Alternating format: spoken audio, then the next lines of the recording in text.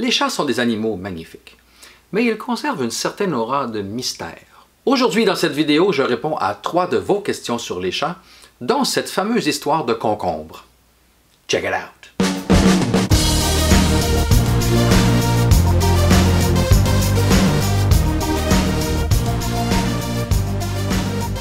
Non, votre chat n'enterre pas son caca parce qu'il est plus propre que les autres animaux. S'il enterre son caca, c'est en fait que cette odeur que ces excréments produisent sont en fait une sorte de marqueur territorial. Alors, si votre chat creuse un petit trou et laisse des excréments dans le trou, et qu'il ne recouvre pas ces excréments, c'est parce qu'il a bien l'intention que cette odeur d'excréments emplisse une partie du territoire. Il laisse ainsi sa marque et désire communiquer aux autres chats du territoire qu'il revendique cet espace. À l'inverse, si votre chat enterre ses excréments, c'est parce qu'il ne veut pas laisser voir aux autres chats qu'il revendique son territoire. Alors ça peut être une question de crainte, une question de respect ou une question de protection également. Peut-être qu'il a peur des chats qui résident déjà sur le territoire ou qu'il veut tout simplement passer incognito. Alors dans votre logis, si votre chat enterre son caca dans la litière, eh bien, c'est probablement qu'il considère que vous êtes le chat dominant dans l'habitation. Alors que s'il cesse de l'enterrer, ce pourrait être un signe qu'il revendique la position de dominance dans votre logis. Il faut toutefois être prudent. Si c'est seulement occasionnel, ce pourrait être que votre chat a seulement été dérangé pendant qu'il faisait ses besoins. Un bruit l'a attiré et il n'a pas eu le temps de le recouvrir. Alors, il ne faut pas tirer de conclusions trop hâtives là-dessus. Mais si assez fréquemment, il défèque dans le logis, peut-être même hors de la litière et qu'il ne le recouvre pas, c'est peut-être un signe qu'il prend son rôle de dominant très à cœur. Les chats et les félins en général n'aiment pas beaucoup l'eau, c'est bien connu. Chez les grands félins, le tigre et le jaguar sont des animaux qui sont plus à l'aise dans l'eau. Dans le cas du jaguar, c'est même un excellent pêcheur de poissons ou encore de caïmans. Mais le chat domestique a une aversion pour l'eau et on ne le verra pas sauter dans la piscine pour faire quelques longueurs. Voyez-vous, le chat, tout comme nous et la plupart des mammifères, sécrète à la base de ses poils une huile naturelle qui enduit le poil et qui protège ce poil et qui imperméabilise également ce poil. Or, le chat, par son incessant toilettage, retire une partie de cette huile. Et donc, le poil devient moins imperméable et est donc beaucoup plus facile à imbiber d'eau.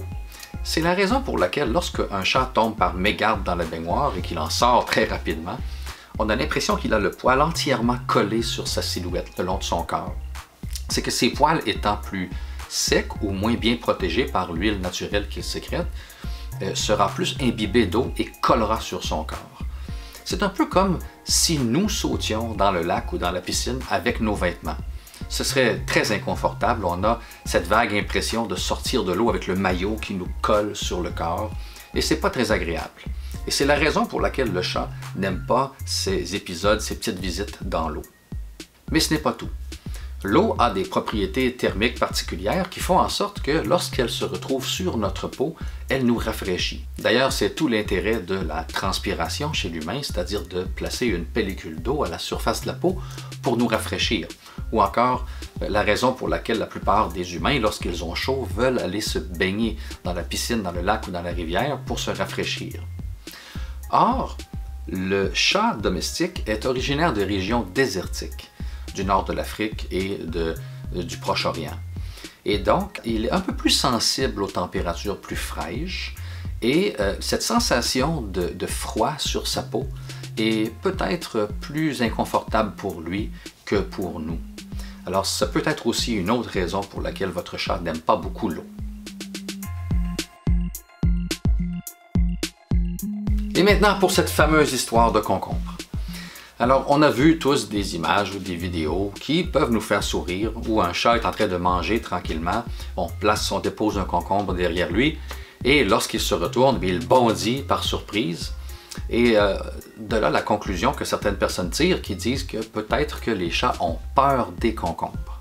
Certains ont avancé des hypothèses comme quoi un concombre, de par sa forme en longueur et sa couleur verte, pourrait rappeler au chat l'image d'un prédateur comme un serpent ou un lézard par exemple dans les hautes herbes, et que la vue de cet objet, un concombre, pourrait donc éveiller une espèce de mécanisme de défense qui fait qu'il bondit pour s'en éloigner.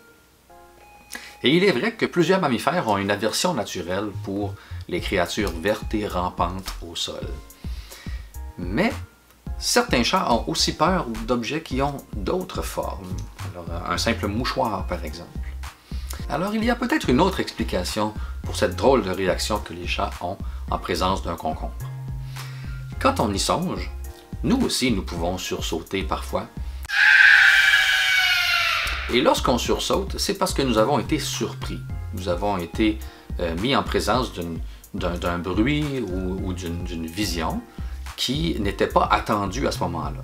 Alors on se croyait seul, quelqu'un arrive derrière nous, et il nous parle et on peut sursauter. Donc un peu à l'instar du chat, on va être surpris par quelque chose qui est inattendu. Alors par exemple, on pourrait se déguiser en zombie et faire sursauter un collègue au travail. Mais on pourrait peut-être tout autant le faire sursauter si on se déguisait en théière. Parce qu'un déguisement de théière, soyons honnêtes, ce serait quelque chose de très inattendu. Alors en sortant de nulle part habillé en théière et en disant une phrase inattendue, on pourrait faire sursauter notre collègue. Mais on ne conclurait pas directement que le collègue a peur des théières. Il a simplement eu peur de cet effet de surprise, cet objet inattendu. Et c'est la même chose pour le chat. Lorsqu'il mange, il est dans un état calme, il est tranquille, il ne sait pas trop ce qui va se passer, il ne s'en soucie guère. Et lorsqu'on place un concombre derrière lui, on place un objet qui est tout à fait inattendu. Alors lui, quand il se retourne et qu'il voit cet objet-là, qui est arrivé là de façon très subtile, eh bien, il sursaute parce qu'il ne s'attendait pas à voir cet objet-là. C'est la raison pour laquelle un simple mouchoir ou une araignée en plastique pourrait aussi faire sursauter le chat. D'ailleurs, si on approche un concombre d'un chat, il va le sentir, être curieux, vouloir le toucher, comme tout bon chat ferait, et il n'aura pas peur, a priori, du concombre. Alors, petite mise en garde ici, si vous avez un chat et que vous faites cette blague au chat, alors placez quelque chose derrière lui pendant qu'il mange, sachez que ce n'est pas recommandé, parce que votre chat va devenir méfiant. Et peut-être qu'il va éviter de se nourrir ou qu'il va se positionner différemment ou interrompre ses séances de repas. Et ça pourrait affecter la psychologie de votre animal. Alors, ne profitez pas du fait qu'il est détendu et qu'il ne s'attend pas à être surpris pour le faire. Le chat est un animal de naturel nerveux et on pourrait donc affecter son équilibre psychologique avec des blagues de ce style-là à répétition. Alors oui, ça nous fait sourire les petites vidéos de concombres, mais on n'essaie pas de les reproduire à la maison. Pour ceux qui s'intéressent à en apprendre davantage sur les chats, je vous invite à regarder la vidéo juste ici qui vous parle de la vision des chats. Je vous remercie beaucoup de votre écoute et je vous dis à la prochaine.